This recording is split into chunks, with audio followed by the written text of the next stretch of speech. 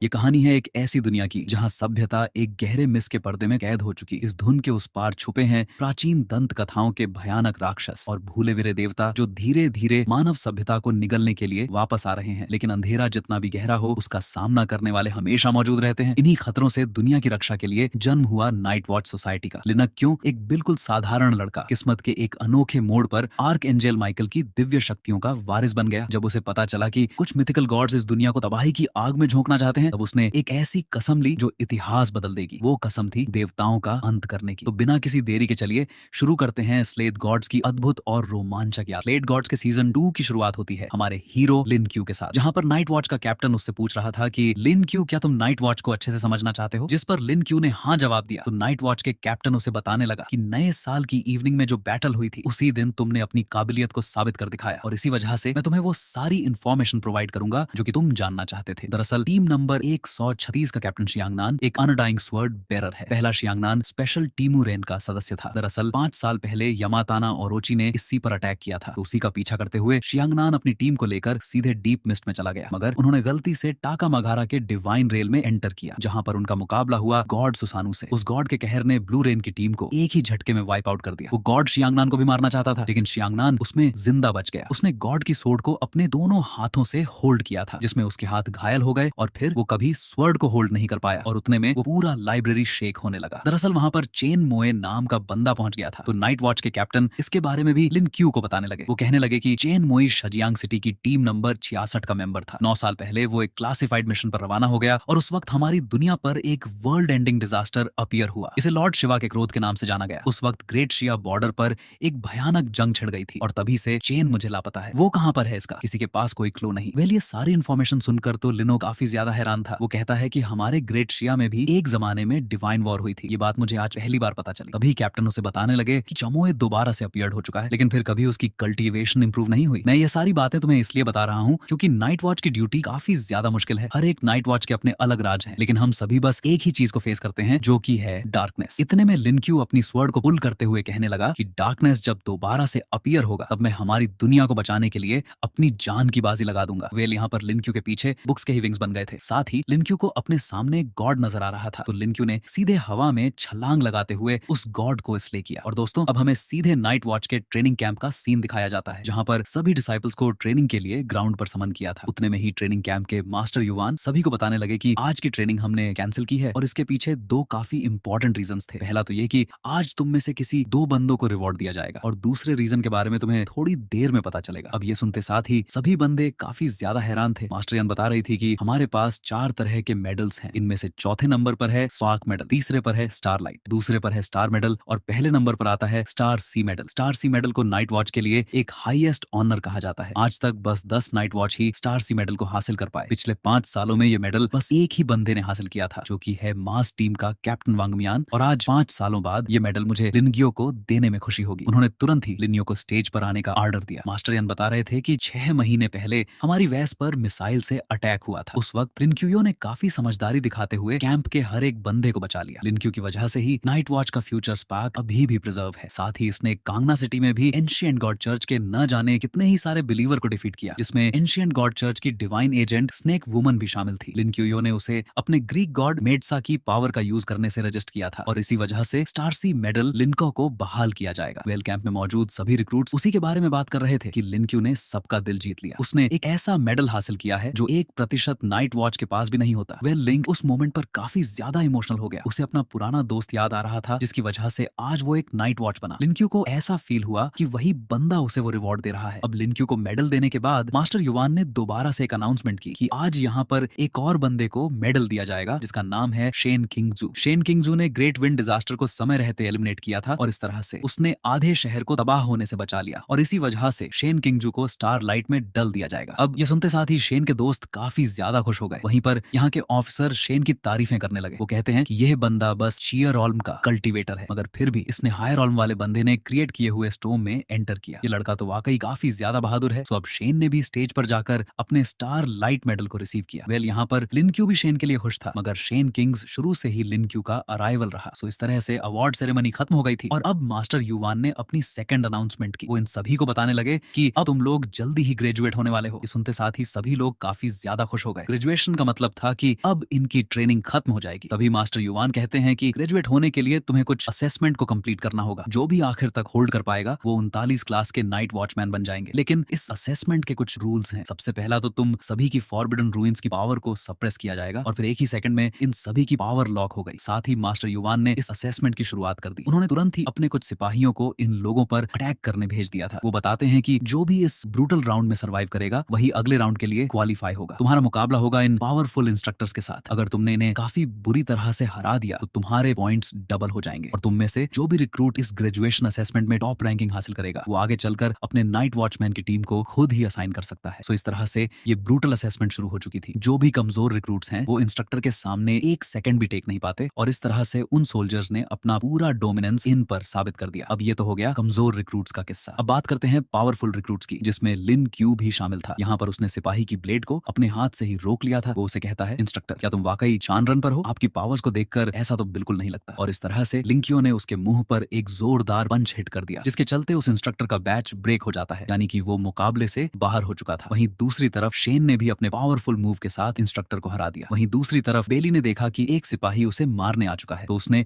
अपना पांव पटकते साथ ही उसके आसपास एक शील्ड फॉर्म हो गई। अब जैसे ही उस बंदे ने बेली की शील्ड को ब्रेक किया, बेली ने फटाफट से एक बैडमिंटन के रैकेट को समन किया, जो कि काफी ज्यादा एक्सपेंसिव था, और फिर उस रैकेट के एक ही फटके में उस बंदे को दिन में तारे नजर आए। वहीं दूसरी तरफ मौली भी अपनी तलवारबाजी का इस्तेमाल करते हुए सिपाहियों का मुकाबला कर रही थी। ये बंदी स्वॉर्डमैनशिप में माहिर है। उसने सिपाही को तो जान से नहीं मारा, हालांकि उसका बैच पूरी तरह से ब्रेक कर दिया था। वो उससे कहती है कि तुम तो यहाँ के इंस्ट्रक्टर हो, तो तुमने मेरी तलवारबाजी को कैसे झेलना है इसकी अभ्यास करनी थी। और अब हमें साओ युवान की ब्रूटल फाइटिंग दिखाई गई। उसने तो इंस्ट्रक्टर का मास्क ब्रेक करते हुए उसके मुंह पर सीधे पंचेस की छड़ी लगा दी थी और फिर अपने मुक्कों के साथ उस बंदे को खत्म करने के बाद वो आमी तबाह कहने लगा। दरअसल साविवान एक मक है, मगर उसकी हरकतें एक मक के जैसी बिल्कुल भी नहीं थी। इधर लिनक ने अपनी तलवारबाजी के दम पर इंस्ट्रक्टर पर पूरा डोमिनेंस साबित किया, जिसके चलते वो बंदा ऑन द स्पॉट नॉकआउट हो गया। साथ ही वह बैटल ग्राउंड से मास्टर युवान को भी उकसा रहा था। वो कहता है कि आपके इंस्ट्रक्टर तो एक नंबर के लूजर निकले, जो सुनते साथ ही बेचारे मास्टर युवान को ढसका लग गया। वो कहते हैं कि यह बच्चा काफी ज्यादा बदतमीज है। तभी उनका जूनियर उन्हें आकर बताने लगा कि इस असेसमेंट के पहले राउंड में हम आधे रिक्रूट्स को एलिमिनेट करने वाले थे, लेकिन उन्हें एलिमिनेट करने के बजाय हमारा ही नुकसान हो गया। हमने जो 25 सिपाही भेजे थे उनमें से बस 7 ही सर्वाइव कर पाए। अगर ऐसा ही चलता रहा तो हमारा प्लान पूरी तरह से फेल हो जाएगा। अब इससे तो मास्टर युवान काफी ज्यादा भड़क जाते हैं। वो कह रहे थे कि जल्दी से इस बैटल की ब्रूटिटी की इंटेंसिटी बढ़ा दो। ये बच्चे मेरा मजाक उड़ा रहे, तो इन्हें याद दिलाना होगा कि मैं इनका सीनियर हूँ। सो अब उनके जो 7 सिपाही थे उनकी जो कल्टीवेशन पावर को सप्रेस करके रखा था वो पूरी तरह से अनलिश कर दिया, यानी कि अब ये लोग अपने फुल पोटेंशियल का इस्तेमाल कर सकते थे और उन्होंने उस जगह पर तबाही मचाते हुए सीधे बैटल ग्राउंड पर एंटर किया। इन सिपाहियों की पावर अब काफी ज्यादा बढ़ चुकी थी, जिसके चलते इन्होंने बड़ी ही आसानी के साथ रिक्रूट्स को एलिमिनेट करना शुरू किया। हालांकि ये सभी जीनियस काफी आसानी के साथ इनका मुकाबला कर रहे थे। इसी दरमियान सावियन का डेमोनिक फॉर्म उसकी बॉडी से बाहर आने की कोशिश करने लगा। भले ही इनकी फॉरबिडन रूइन पूरी तरह से सील्ड है, लेकिन सावियन अभी भी अपने उस डेमोनिक फॉर्म को कंट्रोल नहीं कर पाता। वहीं दूसरी तरफ फांग बेली को एलिमिनेट करने के लिए एक सिपाही कंटेनर पर पहुंच चुका था। इन सभी में से बस फांग बेली ही कमजोर था। वो तो हमेशा अपने ट्रेजर्स पर ही निर्भर रहता है। वहीं दूसरी तरफ हम शेन किंग जू को देख पाते हैं, जिसकी मूव्स इतनी ज्यादा फास्ट थी कि वो सिपाही भी उसे देखकर हैरान हो गया। शेन कह रहा था कि तुम लोगों ने हमारी पावर को सप्रेस किया है, मगर इसके बावजूद भी तुम हमें हरा नहीं पा रहे। साथ ही हमें लिनक्यू की भी बैटल दिखाई गई, जो एक साथ 2 बंदों से निपट रहा था। उसकी तलवारबाजी इतनी ज्यादा अमेजिंग है कि उसने अपनी तलवार की स्लैश से ही इनके वेपन्स उसको काट दिया और उसकी स्पीड और पावर्स देखकर वो दोनों सिपाही एक दूसरे का मुंह ताड़ने लगे। इधर मास्टर युवान कहते हैं कि यह बच्चा काफी ज्यादा अलग है। इसकी पावर सप्रेस होने के बावजूद भी ये 2 इंस्ट्रक्टर को काफी आसानी से टक्कर दे रहा, जबकि हमने तो इंस्ट्रक्टर की पावर को जरा भी सप्रेस नहीं किया। साथ ही हमें यह भी दिखाया जाता है कि जो भी बंदे एलिमिनेट हुए उनकी मेमोरीज को इरेज किया जा रहा। यह बात इंजीनियस कल्टीवेटर्स को भी पता चल गई थी। दरअसल इस ट्रेनिंग के बाद जो भी नाइट वॉच बन नहीं पाएगा उसकी मेमोरीज को इरेज किया जाएगा। उस बंदे को कभी याद ही नहीं आएगा कि एक जमाने में उसने भी नाइट वॉच की ट्रेनिंग की थी। वहीं पर हम एक इंस्ट्रक्टर को देख पाते हैं जो कि शेन किंगजू के एक दोस्त की मेमोरीज को अरेंज करने की कोशिश कर रहा था, मगर शेन किंगजू ने वहां आते साथ ही उसकी धुलाई करना शुरू कर दी। वहीं पर कंट्रोल रूम से बताया गया कि जल्दी से इस बैटल की इंटेंसिटी को बढ़ा दो। अब इन रिक्रूट्स को बड़े बड़े धमाकों के लिए तैयार रहना होगा। और उतने में वहां पर एक प्लेन से मिसाइल अटैक एलची किए जाने लगे, जिसके चलते पूरे ट्रेनिंग कैंप में धमाके हो रहे थे और इसी की वजह से पूरे कैंप में अफरा तफरी मच गई। रिक्रूट्स अपनी जान बचाकर इधर उधर भाग रहे रहे थे और इसी का फायदा उठाकर सिपाहियों ने उन्हें एलिमिनेट करना शुरू किया। वहीं पर मौली उन धमाकों से छलांगे लगाते हुए बचकर बाहर आ गई। वो कह रही थी कि बैटल इंटेंसिटी काफी ज्यादा बढ़ चुकी है, हम में से बस एक ही बंदा काफी जल्दी एलिमिनेट हो सकता है और वो है बेली। इधर बेली उन धमाकों से जैसे तैसे भाग रहा था और फिर वो अचानक से एक जगह पर रुक जाता है। वो कह रहा था कि अरे मैं तो बेवजह ही भाग रहा हूँ, मेरे पास तो एक पावरफुल रेजर भी है। वेल उसने अपने हाथों में जो ब्रेसलेट पहना था उससे ही बेली की मूव काफी ज्यादा तेज हो गई। अब वो भी काफी कूल अंदाज में इन सिपाहियों को एलिमिनेट करना शुरू कर देता है। इतना ही नहीं, बेली ने तो अपने ट्रेजर का यूज करके न जाने कितने ही सारे रिक्रूट को एलिमिनेट होने से भी बचा लिया था। और अब लिनक्यू के ऑर्डर पर ये सभी लोग टीम अप होकर उन सिपाहियों को मारना शुरू कर देते हैं। कंट्रोल रूम से जितने भी लोगों को भेजा जा रहा था उन्हें लिनक्यू और उसके साथियों ने एलिमिनेट किया। भले इन सब की पावर पूरी तरह से सप्रेस्ड है, लेकिन फिर भी बेली के ट्रेजर्स ने वहां पर तूफान मचा दिया। वहीं पर साओ युवान पर कुछ बंदों ने हमला किया था, मगर तभी लिनक्यू उसे बचाने पहुंच जाता है। मगर तभी एक सिपाही ने वहां पर एक जोरदार धमाका कर दिया। उसे लग रहा था कि लिनक्यू और साओ युवान दोनों भी एलिमिनेट हो गए। तो सिपाही अपनी सिगरेट को उसी धमाके की फायर पर जलाते हुए कहने लगा कि लिनक्यू, तुम आज तक के सबसे बेस्ट रिक्रूट थे, लेकिन मुझे हराना तुम्हारे बस की बात नहीं। और उतने में ही साओ यन और लिमनक्यू ने एक साथ मिलकर उस पर हमला कर दिया। साथ ही साथ लिनक्यू ने उस बंदे का सीक्रेट भी होल्ड कर लिया था और अब वो उसी सिगरेट को उसके मुंह में रखते हुए कहने लगा कि सॉरी यार, मैंने तुम्हें डिसपॉइंट किया। सो इस तरह से सिपाहियों की हंटर टीम पूरी तरह से खत्म हो गई। इनफैक्ट आज यहाँ पर जो असेसमेंट हुई थी वो इस ट्रेनिंग कैंप की हिस्ट्री की सबसे फास्टेस्ट कॉम्बैट है। हालांकि इनकी खुशी मास्टर युवान से देखी नहीं जा रही थी। वो कहते हैं कि इन बच्चों का घमंड तोड़ना काफी ज्यादा इंपॉर्टेंट है। अब अगर इनमें इतना ही दम है तो मैं इन्हें आराम करने का भी मौका नहीं दूंगा। और तभी इन्होंने देखा कि वहां पर एक फ्लाइट के जरिए 3 कंटेनर्स को रिलीज किया है। साथ ही साथ उन्हें मास्टर इवान की भी अनाउंसमेंट सुनाई देने लगी। वो कह रहे थे कि अब तुम लोग असेसमेंट के सेकंड स्टेज पर पहुंच चुके हो, तुम्हारे सामने चुनरम के एक्सपर्ट है, तो इन्हें तुम्हें मारना होगा। और हाँ, ये राउंड थोड़ा सा ब्रूटल है, इसी वजह से मैं तुम्हारे फॉरबिडन रूइंस के रेस्ट्रिक्शन को हटाने जा रहा हूँ ताकि तुम अपनी पावर्स का यूज कर सको। बस कोशिश करना कि तुम सेकंड स्टेज वाले राउंड में मारे ना जाओ। और तभी उन 3 कंटेनर में से एक कंटेनर ओपन हो जाता है जिसके अंदर एक ग्लोइंग क्यूब था। ये सभी रिक्रूट्स काफी हैरान होकर उस क्यूब को ऑब्जर्व करने लगे और तभी उनमें से एक बंदा उसे हाथ लगाने की कोशिश करता है। उसके ऐसा करते साथ ही उस क्यूब से एनर्जी का एक जोरदार एक्सप्लोजन हो गया। साथ ही उस क्यूब ने वहां पर अपनी अलग ही रम बना ली थी और फिर वहां का ग्राउंड काफी तेजी के साथ मूव होने लगा। साथ ही वहां पर ढेर सारे पिलर्स भी इमर्ज हो गए थे, जिसके चलते लिनक्यू की टीम एक दूसरे से अलग हो गई। लिमनक्यू कह रहा था कि हमारे मास्टर युवान तो काफी ज्यादा शातिर हैं, इस बार उन्होंने हमें अलग अलग करके फाइट करने को उकसाया है। और उतने में ही शेन किंग्स उसके पास से अपनी तलवार लेकर गुजर गया। वो कह रहा था लिनक्यू, इस असेसमेंट के बाद ही पता चलेगा कि नंबर 1 तुम हो या मैं हूँ। तो लिनक्यू ने भी उसे गुड लक विश किया। अब अगले सीन में हम एक छोटे बच्चे को देख पाते जो कि एक जाल बुनने में लगा हुआ था और अब हम कुछ रिक्रूट्स को देख पाते जो कि जंगल में पहुंच गए थे। उन्होंने देखा कि कुछ ड्रोन्स उनका पीछा कर रहे हैं तो वो उनसे जान बचाकर भागने लगे। वहीं पर बेली तो सीधे एक पार्टी में पहुंच गया था। पार्टी में आया हुआ हर एक मेहमान बेली की ही तारीफें करने लगा। वो लोग कह रहे थे कि वाकई बेली तो काफी ज्यादा पैसों वाला है, देखो तो उसने कितनी अमेजिंग पार्टी थ्रो की। इतना ही नहीं, पार्टी में आई लड़कियां भी बेली की तारीफें कर रही थी। उसमें से एक बंदे ने तो सीधे आकर बेली के साथ डांस करना शुरू किया। पहला तो बेली काफी ज्यादा कंफ्यूज था कि वो अचानक से कहां पहुंच गया, मगर थोड़ी देर में वह भी उस पार्टी को एंजॉय करने लगता है। और तभी उसे थोड़ी दूरी पर मॉली नजर आई जो कि वो पार्टी छोड़कर जा रही थी। तो बेली तुरंत ही उसे रोकने के लिए आगे बढ़ने लगा है। हालांकि पार्टी में आए मेहमानों ने उसे रोक लिया। वहीं दूसरी तरफ मॉली अपने फैक्शन में पहुंच गई थी। उसे बताया जा रहा था कि